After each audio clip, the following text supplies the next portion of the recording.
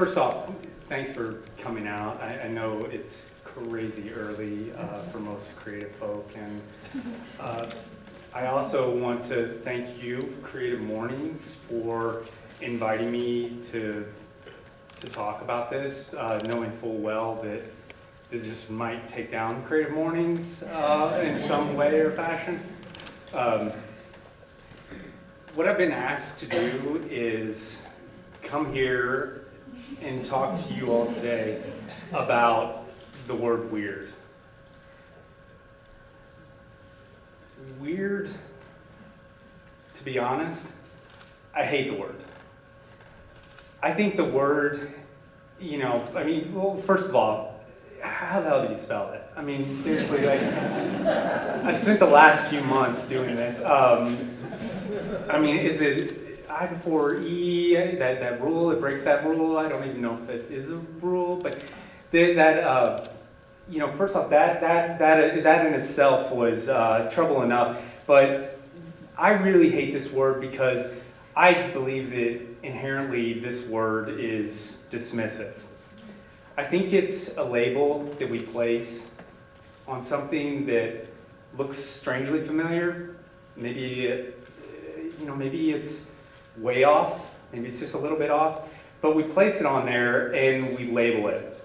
And we label it weird, and I think that when you label something weird, it negates the fact that you need to push further and really investigate it. You dismiss it. I think this word inherently can be dismissive, and let's talk about that. So my name is Phil. Thanks, Mom, for that label. I asked her how she came up with my name, and she actually said that there was this little boy, he was down the street, his name was Phil, and I just thought it was cute. And so, starting out, I started out as an unoriginal thought, so it's really been an uphill battle since then. So, who am I? Well, I am a multidisciplinary artist. I illustrate, I design, I art direct, I sculpt, I do videos. I do whatever it takes to take an idea that's inside of my head and bring it to life. I want these ideas to exist.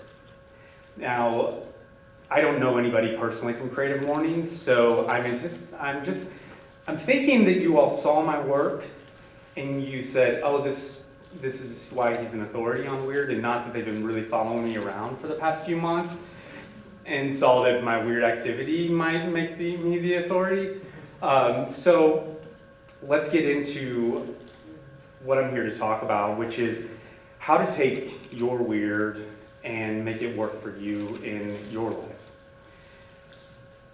I started out in advertising, and when I had ideas, I would write them down in a book, just like maybe most of you all do. I wrote down my weirdest ideas, and I kept them inside that book.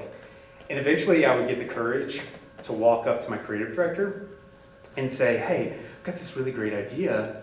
Can we go pitch it to somebody? Can we go try and get some business off of it?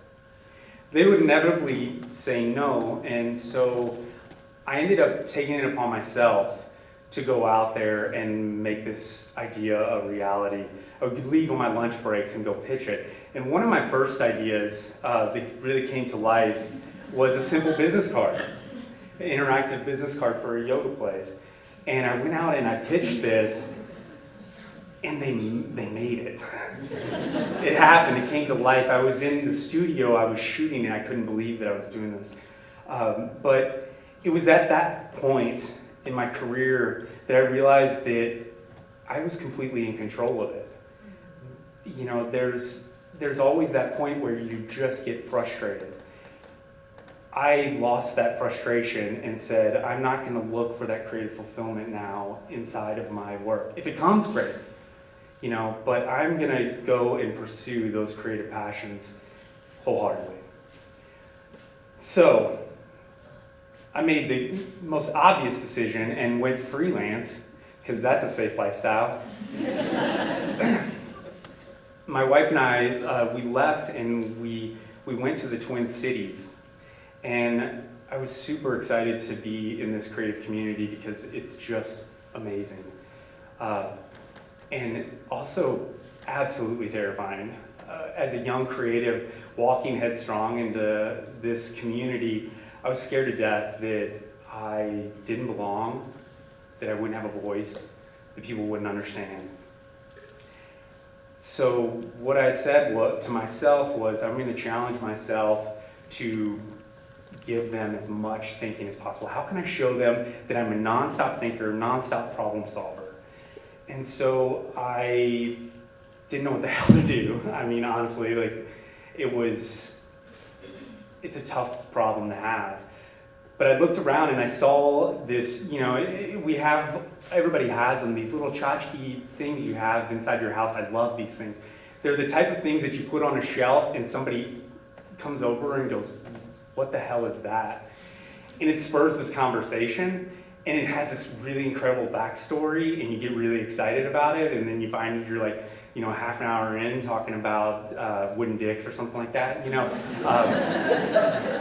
and it just changes the trajectory of the conversation. And so I thought, with my design background, maybe I could come up with these products. I have no idea what this world, how this exists or who these people are, but maybe I can participate, maybe I can play. So I reached out to these companies out in the internet, and I said, I'm gonna pitch you an idea a day. For the 3 months leading up to Minneapolis, I started pitching them projects of all sorts. Nothing was off limits, really. And so I imagine like 90 projects, that's amazing, that's a talk, like, okay, let's go. Everything from salt shaker, pepper shaker, snow globes. Why does that not exist? Like a huge sippy straw cork for your wine glass. These they just kept coming, like, in really bad puns. Like, who doesn't love a really bad pun? Sooty side up, like soap holder. Come on. And these ideas really took over my thinking and got me really excited, because not only did I have a story with each individual one, which, by the way, one of my favorite ones was this one. You might not understand, but this one is a series of birdhouses. And it's everything that gets thrown into a tree during a tornado. So it's the Tornado Series birdhouses. It got a whole lot of no's, but it got a few laughs, I'm pretty sure. But my point is that this project might feel like this lackluster pursuit of ideation, And what I wanted to do was not only create these little mini stories and reinvent my book and give myself really something to talk about outside of my professional work, but I also wanted that challenge. Could I actually get a product made? And lo and behold, I had one made. They said yes, and they said they went in development. I think I threw my neck out jumping on the bed. I was so excited, and the idea stemming from combining a stapler and a stamp. Simple as that. And it's real. It's in the world, and it's available. I couldn't believe it. And so really nothing was stopping me now. I'm like, come on, bring it on, Minneapolis. And so I go in, and I'm like, okay, I'm gonna overwhelm them with my thinking. And that's exactly what I did. I had the blank stares looking back at me and going, your book's weird. This is weird. I've never seen. I don't know what to do with you. So I still had nothing. I had taken a freelance job, taking this leap to go freelance, and now I'm, doing the same thing. I'm perpetually making projects and stuff like that. But I was like, okay, let's turn my pursuit to something else. Let's keep going, but now we're gonna, instead of putting it, behind the scenes, let's put it out into the world and see if people can relate to it. Let's see if this weird really connects to people. So I started a series of lost signs, and starting with this one. And I always loved the idea that somebody would just come back, like, I'm sorry, I stole your strip. Thank you for leaving the tape for me to reattach it. These really started to connect to people. I'm obsessed with ninjas. I love them. Never seen one, hence why I'm here. This was one I was like, oh, I'm gonna pitch this to a gym, they're gonna love it, and nobody loved it, and so I was like, I'm just gonna put it out there, maybe somebody else will love it. And if you can't read this, it says, if you can't read this tab, don't even bother contacting me, because I don't even want any posers. And then eventually they grew arms, they was just like attaching hands to signs, really got interesting to me. We lived in a hippie area, and this was one of my favorites because it was along a ski route, and so people would ski by it. Tree offering free hugs, or maybe that we're just in our house growing a zombie plant from scratch, which is actually my wife underneath that table being really mad at me as dirt's falling all over. Being in Minneapolis, I thought we need an answer. The summer times are so amazing, but we're all ski mask wearers, right? It's winter, it's cold. We need a summer ski mask, and so thought I would just inverse it. And then again, Minnesota, you can see like what gets stuck in your head. This was the Minnesota snow globe. They clearly haven't plowed yet. And then one of my favorites, as I was touring Amsterdam, there's bikes everywhere, and I don't know if you've ever been, but everybody removes their seats. I thought that you need something to put in its place to really send a message. This piece was called "Fuck You, Bike Thief." And funny story, my wife actually shot this for me. And I sent her out into the world to do this, and she had such a fun time shooting this because you can't see them, but I think there are guys on that balcony laughing their heads off as she's shooting this piece. And her coming back after experiencing that, I felt like I transferred my energy for weird ideas onto her, and it was just the most exciting feeling because I connected her to the process as well. And so that really infiltrated who I am.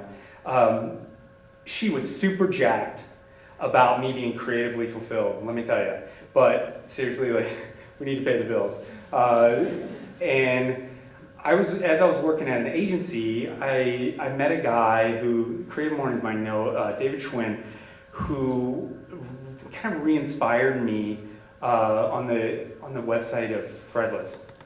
And Threadless pays you for your ideas to put on shirts. It's a community-driven thing where people vote on your ideas. Well, I thought this would be the perfect next vehicle for me to keep pursuing, maybe get paid, and really keep getting this out into the world. And so right out of the gates, I entered into their first contest, which essentially was innovation. How can you be the most innovative? And I created my first one, which actually won that competition. If you imagine, I was sitting in my living room, like painting these tiny little peanuts and praying that this would actually work. But this really sent me on this path, and it was an exciting path, but it was an exploratory path. I thought, Mr. T needs to be made out of t-shirts. Like, come on, So it took 3 t-shirts, and I wadded it up, and I was like, this is totally gonna work. And my wife was like, that's totally not gonna work. And I was like, trust me. And it takes a little bit of time to sculpt t-shirts, they're terrible. But in the end, it really connected to people, super exciting. I thought, a boat shooting through a striped shirt. These little simple ideas are what connect to people. And it was amazing to me how much this idea infiltrated the internet and went out into the world. It's really become quite a big design for me. And I almost didn't release it. I thought it was too simple. I kept staring at it, and I was totally unconvinced that this weird little idea didn't have a place. And I was so wrong. And I'm so glad that I just, took that leap. And I kept taking that leap, and over again, I kept telling these stories on t-shirts, and they just kept resonating. And 40 plus prints later, designer of the year, all that stuff was amazing, accolades to come through that. But the reality is, people took my weird ideas, they saw it on a shirt, they went online, they bought it with their money, and then they put it on their bodies. I know that I just described this garment business, but to me that's like really super weird. But this idea of generating ideas over and over again and giving them a place, giving them a spot to live and finding their audience is really what drove me to keep my creative pursuits going. So I inevitably took a job. And the job was at Carmichael Lynch, and I don't know if you all are familiar with a guy named Brock Davis, but he's one of my design inspirations and an amazing guy. He brought me into Carmichael, and he had sold through an idea that was a creative collective. We're all going to contribute ideas, and we're going to put this voice out into the world. And then he promptly quit, and he basically gave me the keys and said, here, you run this thing, and I was scared to death. And I go, okay, well, first, let's call out for ideas. Let's just ask everybody, what's your weirdest idea? And it was crickets. And again, another terrifying moment for me. I was trying to figure out how to make this thing work without Brock now. Brock was the driving force. Now I have to be the driving force. So I had to tell people what it is this project is. So I went out and I shot the first idea I had for this, which was I wanted to honor these tiny little lives. I mean, they only are on the planet for like hours? I don't know, I'm not a scientist. They're on the planet for days, whatever. But we just walk by them, these dead bodies, they don't get honored. And so I really wanted to give them a proper memorial. And I always love this one because it shows him in his early stages and his later stages. It's like we all remember, he's such a better kid.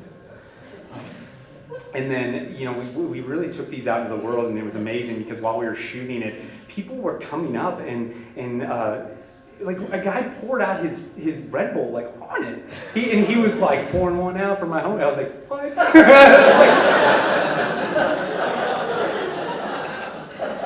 But it was amazing because it was that immediacy. It was they were laughing, they were entertained. They walked back to their offices and they had a story for people, and it's just this little tiny thing. I mean, about the size of a cigarette butt, really. But they had that story with them. And it really changed their day. So I took my, I was like, okay, well, this is good. Let's do another one. Cinco de Mayo was coming up. Let's show the guts of a piñata through candy.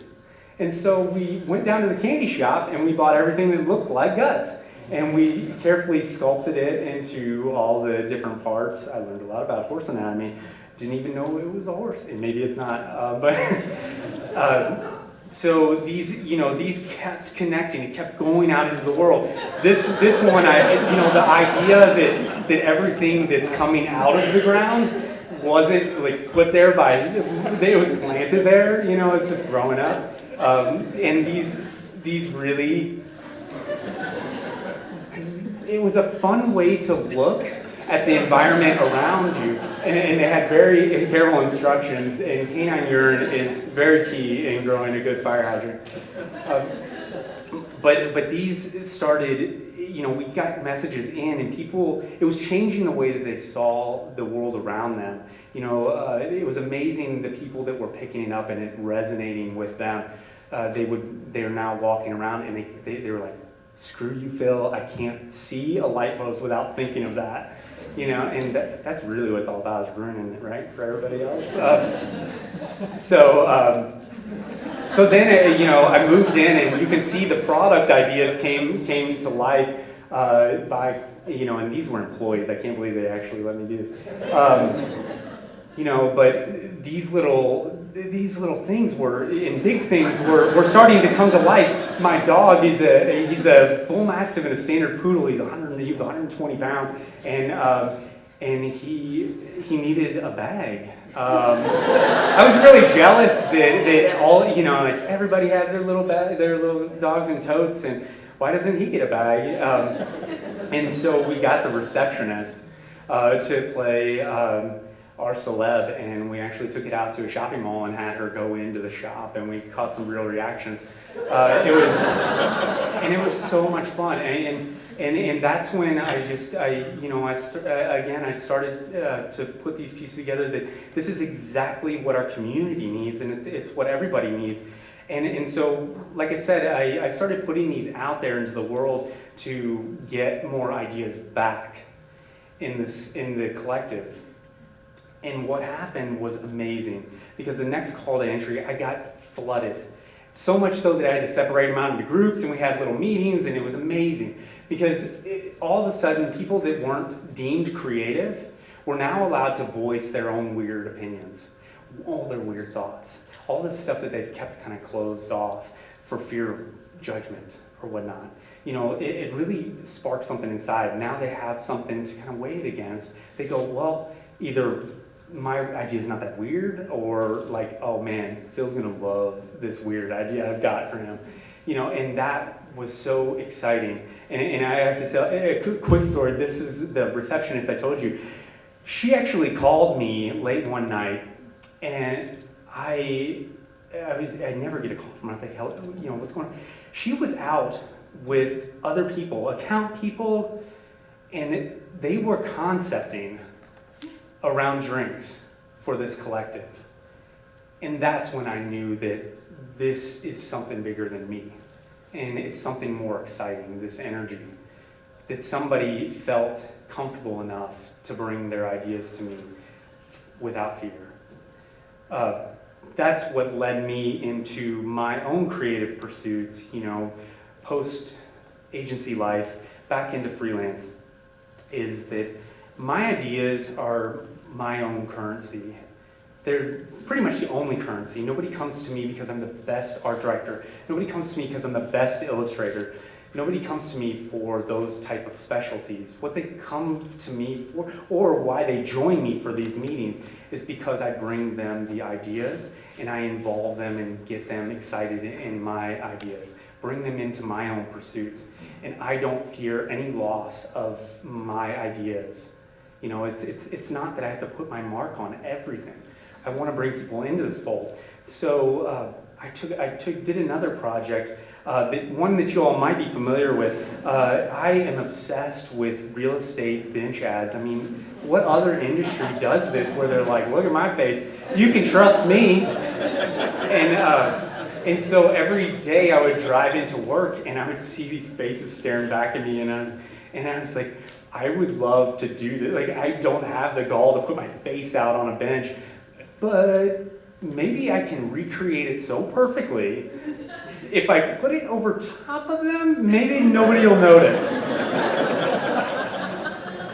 So my loving wife came down to the photo studio, and she helped me orchestrate all the wigs and all the dresses and all the earrings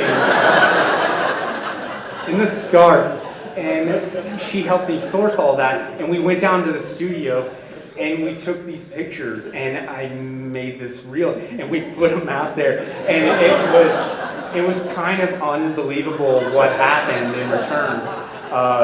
Like calls, and it was just unbelievable. I mean, it was featured on GMA, which is insane, because that's my mom's media. Like, I don't belong on my mom's media, but somehow I infiltrated that. And that really kept me going and said, you know what, I've got to keep getting more people involved. Then I was standing out at a dog park, and I said, man, dogs playing with each other is gotta be the weirdest thing ever. I mean, they don't even know each other, and they're like, game on, motherfucker! Like, they're just like, they run and they're all fighting, and all the people are just like standing around drinking, like trying not to talk to each other, or they talk about their dogs. And so you're watching all these dogs fighting. I was like, I really want to see people doing this. I want a park that exists in a city where people can just play like dogs and not be afraid. And so I gathered up my friends who constantly reminded me during this shoot that we are professionals. Please remember that we have professional lives. But these are not actors. Some are politicians even. But these people came out and spent a Saturday with me and a film crew and people dedicating their time to this pursuit. And it was unbelievable to get there early in the morning and set this up and see people biting at water and people chasing geese and people fighting over toys, in the middle of this dog park, which we actually rented a real dog park. The actual people were very upset with us for not letting their dogs in. Then I had this more bizarre idea. And I encourage you all, please, to go watch this. And please look at the people that helped me. Go to their links too. These people are so important to me. The creative community around me it's all I want is to bring more attention to them. They are, honestly, I don't deserve the type of talent that I get for these bizarre ideas. This idea in particular was the most bizarre, and I'll tell you that the first time I pitched it, that my director calls up the sound guy and goes, "Dude, you got to get over here right now. We've got to do this idea." And he comes running over. He's sweating. He's in the middle of a run, and he sits down, and I tell him, I go, "Hey, what if we did a video about the world's most prolific street artist? What if he's this underground guy and nobody knows what his mark is? What if his mark is actually the graffiti cover-ups that we all see everywhere, those big gray boxes, those white boxes? This guy painstakingly paints those squares for our pleasure, and nobody's giving him credit. So he's pissed. So he gets a film crew together, and we document his boring process in this really artistic way. And he talks about his art as though people, they really just don't understand me.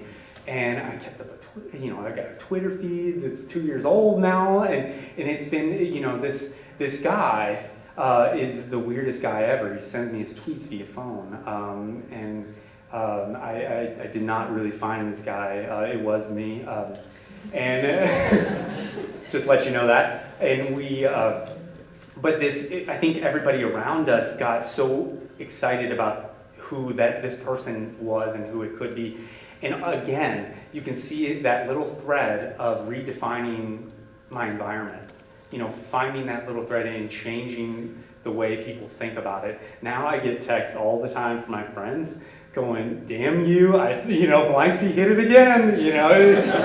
Blanksy's on my street. He just got my garage, But that's the kind of stuff I love. So you're probably at this point asking, what the hell does this have to do with anything, as far as the professional life goes? And to be honest, it's what this scrappiness and this pursuit of my ideas has enabled me to take this to brands. In not saying that none of you all take, if you're working in a creative field, none of you all are taking these weird ideas to your clients, because I guarantee you are. And these are the type of ideas that always die by clients. So what I'm saying is, by doing these pursuits and creating this stuff, what I do is I go in with the confidence that I know what I'm doing in this absurdity. I know that I can make this work for them. And it's because I've tested it out, because I've tried. So Fallon brought me in and they had me work on International Delight, which is a creamer brand. And they asked me to create a social construct off their new brand campaign, which is just an excitement on creamers. And I created a world where mugs have a simultaneous life alongside of ours. And they all have their own boring pursuits, and things happen to them. And bringing these to life was a way of taking the weird, odd stuff that I've done in my past and making sense for a brand going forward. And I'm going to play you one of the latest spots for this.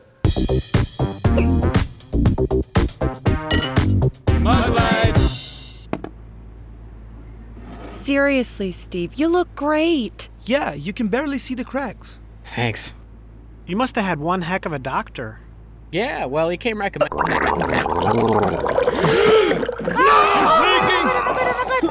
step in it. What's going on? Why are you screaming?